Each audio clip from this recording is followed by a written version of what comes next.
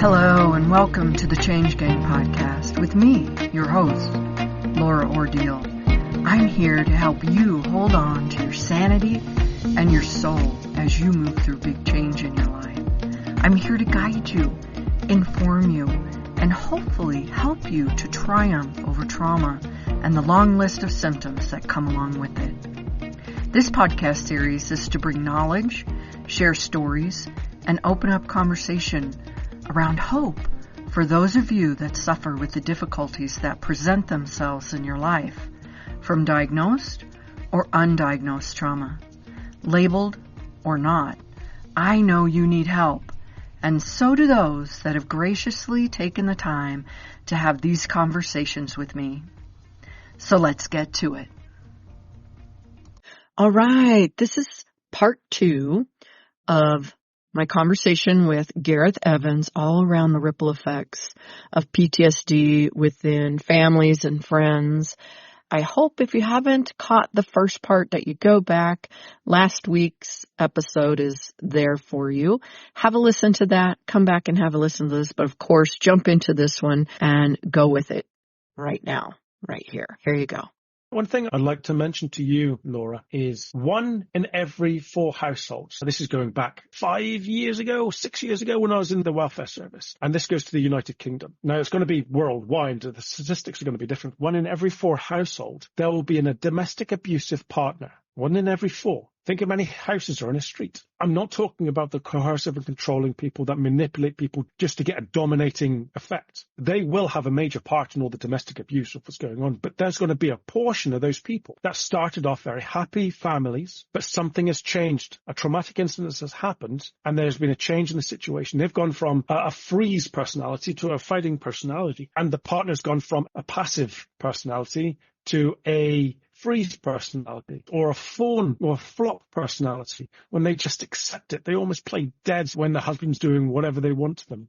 At some stage, before it gets to that stage, you really need to look inwards and say, hey, is it worth it? If you've got children, I always want to refer back to the kids because they don't have a voice. If your kids are acting out of character because of something that's happening, and you can see potentially the reason why, you need to do something about it before it gets worse, before they're exposed to where it's going to lead, how far down that road of domestic abuse is going to happen. And so many households, you see it, and it spills over to the supermarkets and to the shops when the father or the mother gives a nasty dagger eyes at their partner or at the kids, and the kids or partner reacts differently. It's like, oh no, I've upset him. Oh shit. I'm going to be repercussions happening to me when I get back out of the public eye, or even in the public eye once it's pushed past that. You need to look after yourself. PTSD is a nasty, horrible thing. And as I said, there's a part of you that's inside of you that doesn't want you to play game anymore. And it creates this anger or raging or being stoic or stressing out over the smallest little thing.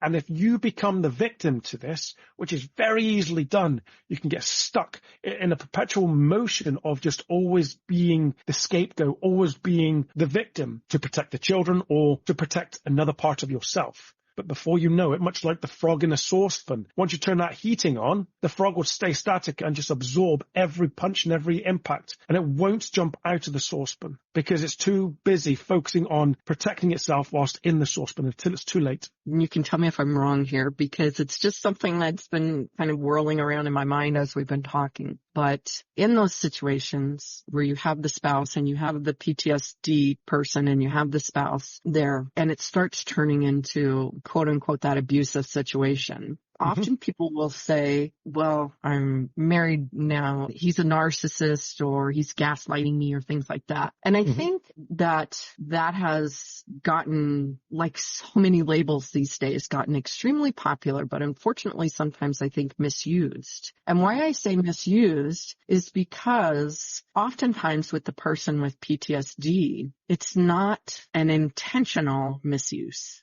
of what those things would be. It's not directed at really kind of trying to hurt the person. It's more of a protection of self. You want to disagree with me, or what do you think about what I just said. It's okay. Do you know what? We've gone into an area that's got lots of different moving parts. Yeah. If we're talking about an individual that has PTSD and is protecting themselves, yes, they are protecting themselves. But the more evolved they get of this protective measure, and the more they push family members away, and now imploring violence, or both emotional and physical, there can be a change of balance within the mindset from a protective to an aggressive, but still underlying of protection. That makes They're sense. just holding the cards very close to the heart. But I don't want to give coercive and controlling people that are domestically abusive and don't want to change and don't have PTSD. I don't want to give them light on this conversation. No. Oh, no. That was not what I meant. It should do it all. My thing is that oftentimes people will say, I had this narcissist in my life, or had this person and they were gaslighting me and they were doing all these things. But I'm seeing and looking at some of the people that get tagged as narcissists. Absolutely, the behavior is not right. I'm not agreeing that in any way any of that behavior is right. But I believe that some of those people are in that trauma situation where there's stuff behind the actions that they're taking. And if they are willing at some point to step in and go dig deep and get that little piece, that little root out, that little tiny sliver that's dug down deep, that then through doing that, the behavior changes. Hopefully. And I know some of it is then ingrained a little bit and learned, and it has to be kind of rerouted and relearned at a different point. But I think sometimes it's so painful when someone is turning something around on you and saying it's your fault. And when they're the ones struggling with the trauma, with the issue, and saying, no, you didn't talk to me about this. No, we didn't have that conversation. No, it's all your fault. It's all your fault. It's all your fault. And then the spouse, unfortunately, is taking that on, but then they come to the point of, well, they're this. And instead of seeing what's behind some of that, the root, the trauma, the difficulty that can be fixed and can be cured and healed and extracted and all the things that you want to say, they just kind of get mad themselves and angry and in defense of themselves. They're with this person who has this other issue that they name as narcissism, as the abuser, as those things. Absolutely do not agree with abuse. If it's gotten to that point, that person needs an extreme intervention for a change to happen in that family. And what happens so often, I know because I've been in that situation, is the person on the other side is hit so often with the words that they start to believe it in some way, and they start to believe that it is them, that it is their fault, that it is difficult. And then they don't know how to get out of it. And so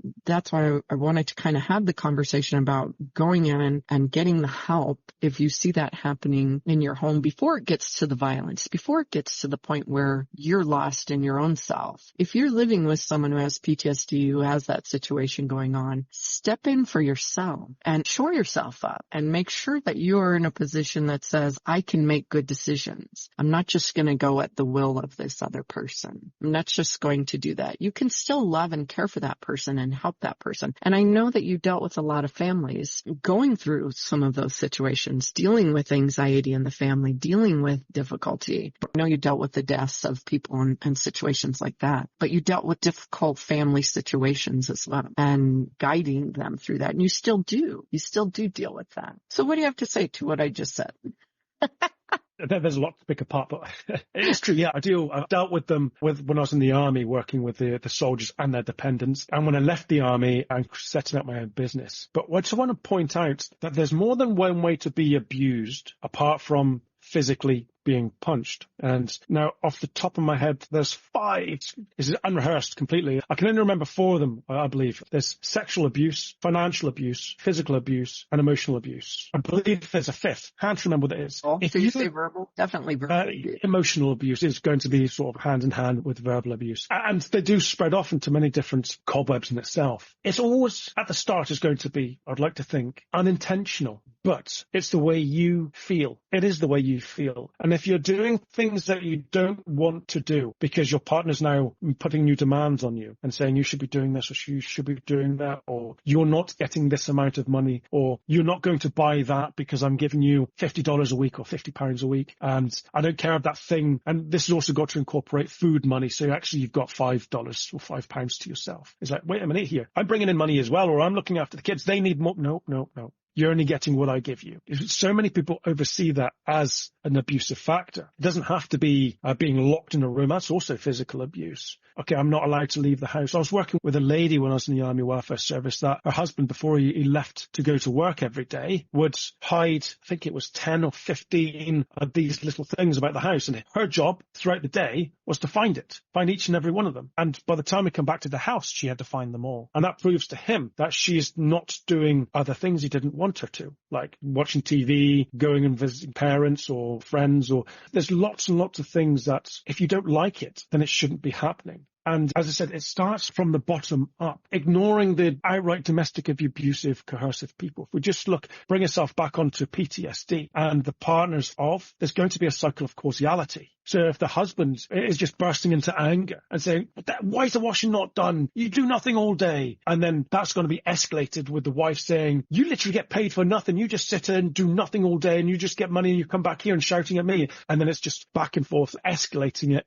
And you just getting into that cycle of causality to just dig yourself deeper and deeper into a hole where you're saying, do you know what? I'd just rather not be with you anymore. And he's saying, well, I don't want to be with you anymore. You both love each other. But this is the presenting issue. The anger, the rage, the change of behavior, the unpredictable behavior is the presenting issue. And before you get sucked into an argument or before you get sucked into a blow and you can see an escalation of whatever that looks like, you need to ask yourself why and what has changed. Yeah. It could be you. It could be you having PTSD and causing that person and just feeling that you're being abused or being done by that person when your behavior has changed and the way you're acting has changed and causing them to be affected. I'm not giving anyone any leeway to say, okay, it's my fault. I'm not saying it's your fault. I am saying that if there's underlying issues, get it sorted now before tomorrow's problems become your daily norm. Right. Absolutely. So what do you think would be for families, for spouses, for loved ones dealing with PTSD in their household? What would you say the first 2 or 3 things for them to know and do would be? I would say if it's got to the point where it's gone physical, create an out plan. So pack your bag, maybe clothes and your passport or whatever that looks like if you're in another country, or money set aside, tangible money, and just give it to your parents or to your neighbors or to your friends and say, hey, nothing's going on. I'm just, if you don't want to share, don't share, but just put it into a garage or just hide it away. So if it kicks off, you've got not only your kids, but you've got a change of clothing. You've got all the other bits and pieces to get you out safe rate where you can be comfortable for the next 2 or 3 days. So that's the far end. Let's hopefully get before that. Oh, yeah. This is when things have gone wrong. Stepping back, if you can identify the constant screamings, the shouting, the arguing, take a calm look at it. Talk to a professional, or perhaps have the professional speak with you and your partner in the same room and say, look, there are things that this person wants to say to you but feels uncomfortable saying. Yeah, so when I was in the Army Welfare Service, we did these couple therapies as well. And it's very interesting to see where it stems from. Not the presenting issues, but their perspective or your perspective or whatever's perspective of the initial crunch of it all. But what you need to do is just draw a line under all that and say, everything that happened from that point until today has just been a reaction from something. So speak to a professional and see direction, because everybody's going to be different. Everyone's going to have a different perspective of what's happening within their homes. But if you can talk to a professional, or someone that's completely unbiased, or someone that's got no affiliation, say, look, this is going on for me. Please don't share it, but I want to talk to you as a friend in confidence. Do that. Same with the other on the far left. If you can start to see a change in your partner's personality, identify it as a change, as basic as it is, a change in the personality. Looking at it over much like the car we spoke about earlier on. If there are red lights or red flags flashing and saying, hey, this is not right. My dashboard's glowing like a Christmas tree. I don't like the way my car is responding to the way I'm driving it because something's different. I need to take it to a garage, or I need to speak to the person and saying, hey, I know that you're triggering. It seems like you're triggering. Seems like you're having an adverse reaction. Do you think you might want to speak to someone if it's safe to do so? It's always identifying that many people outside of the household will wear a veil, but their true self will come out in their home when they don't have to hold their cards that close to their chest. Oh, I hear that all the time. They're so congenial, charming out in public. And if they go out, I think there comes a point where they stop going out because they can't function that way anymore. But I agree with you. And I think one of the most important things for people in any situation like that is when we very first start talking about it, you said approach them in a way that doesn't blame or say negative stuff about the other person. Instead, say, hey, I'm feeling like this is happening, or I'm noticing some situations that are difficult, and possibly putting that out there as, is there anything I can do for you? Or maybe showing some of the information like, hey, there's this group that I know about that you can just sit in and watch or be a part of or reach out to, whatever it is, to support you with what you're going through. And present things as options to them, because I think when you tell someone, especially someone that's dealing with a trauma response, you have to or you need to do this, it's going to kick in for them of, no, I don't, no, I'm not. But if you present options and you say, hey, here's this option that maybe can be helpful, or here's this information, read this or listen to this. Maybe there's something in there that you'll relate to. It eases them into a way of looking for help where they don't feel backed into a corner. They don't feel like that response is automatically going to be no. And even it might slip in under the door of that little part of them where they hear, hey, maybe you need to deal with this, because they are hearing that.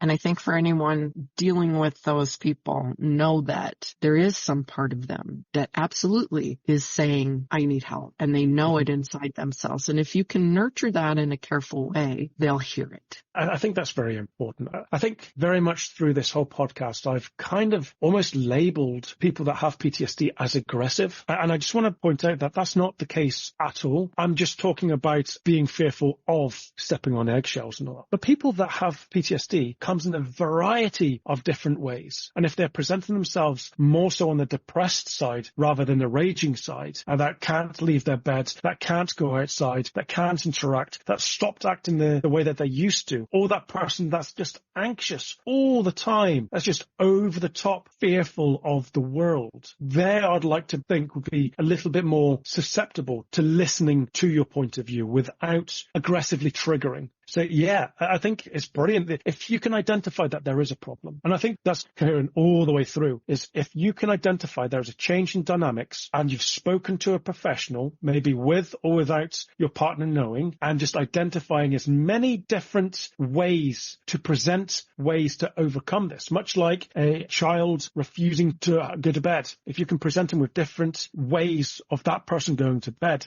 eventually still going to go to bed as long as they're aware. If that makes any sense. I just want a bit off piece, but yeah, I just wanted to point out that PTSD does come from a different array. Absolutely. And I think we just kind of locked into one of the extremes of what can happen and how to protect your family and how to be a part of that, because it does get to that extreme sometimes. And oftentimes, like you said, somebody will flip from one side to another where they are maybe in that anxious mode and they're doing that. And then it turns into that anger mode. And unfortunately, through anger comes the outburst of fighting or physicality or something like that. We just kind of dove into one side of it, that's all. And you're right, there's so many other deep sides of it. And they can go just as deep into those depressive things where they can't function, they can't get out of bed, they can't do anything. And it's not because they don't want to. That just happens to be how their subconscious is dealing with trying to fix the situation until that person is ready to fix the situation. And again, I think there are those moments for every person, no matter what you're moving into, whether it is depression, anxiety, any of those things. There are those moments of clarity that are saying, you need to do something about this. There needs to be a change here. And if we can bolster and allow those to anchor in, I think that's so amazing, because then that person does reach out. That person does have that growing sense of,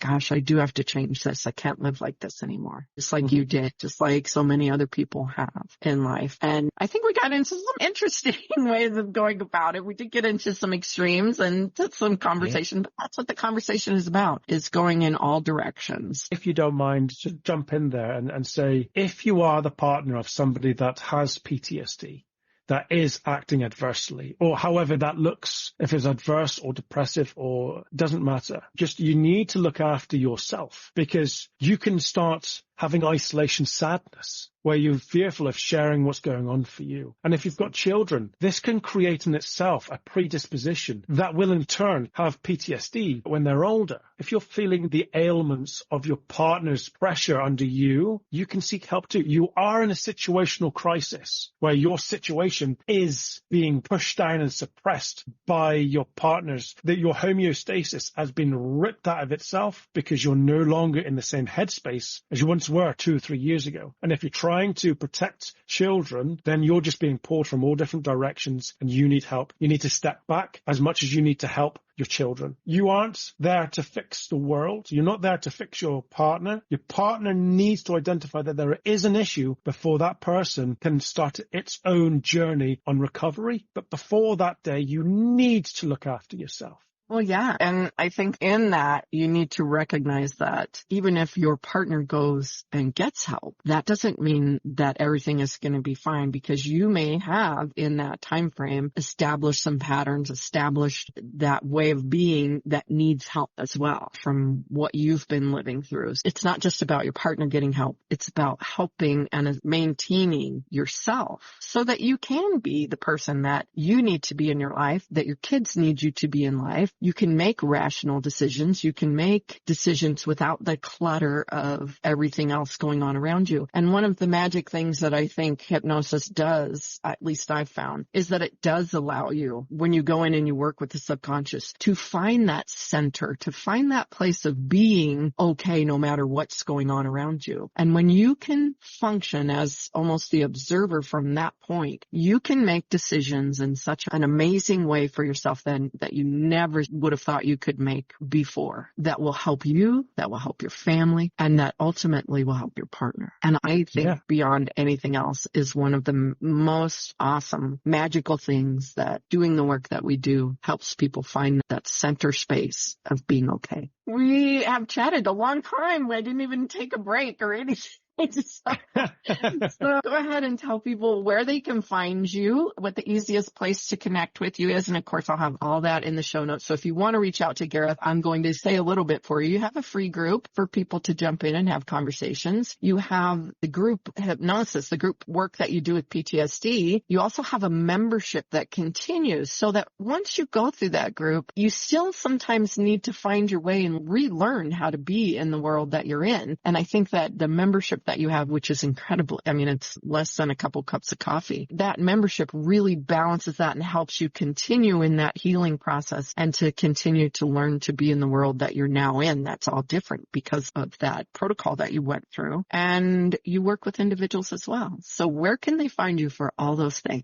Brilliant. Yeah. So you can always look on my website at www.remasteryourminds.co.uk, or you can find me on Facebook at Remaster Your Mind. That's my page, Remaster Your Mind Mindsight, for my free group, Remaster Your Mind membership, for my membership group. And I'm on theta. I've been doing a lot with both theta and alpha healing waves. So when I do hypnotherapy, you can have the option to either go for the alpha, which is more of a back and forth conversation under hypnosis, like a standard psychotherapy conversation, or you can jump onto the theta, is more of a hypnotherapy and meditation where you just lie down and you don't respond, as opposed to the alpha. I do lots of beta as well, which is the normal conversation from a conversation of the conscious mind. I'm all over Facebook. I'm on Instagram. I'm on LinkedIn. I get a buzz out of helping people. And I've said many, many a times, you can't pour from an empty cup. And if you're trying to pour from an empty cup, it's going to be a fictitious water. And that fictitious water will be seen from children or from partners as a fake version of you. And you'll be transparent and they're going to treat you differently. And they can see that you're struggling. So before you get to an empty cup, you need to fill it. And I'm happy to show you how to fill your cup. Absolutely. Absolutely. So go connect with Gareth. He has some amazing information and he's always doing those groups there. If he's in the middle of one, it's going to only be a few weeks before he starts another one. So you won't have to wait long. And if you need that immediate help, then talk with him about some individual work because he does it all. And I think that's great. You are helping so many people and I'm grateful for that. Thanks so much for having this conversation with me today, Gareth. I appreciate it. Pleasure's all mine. I love to speak about mental health and I love to help people even more. There we go.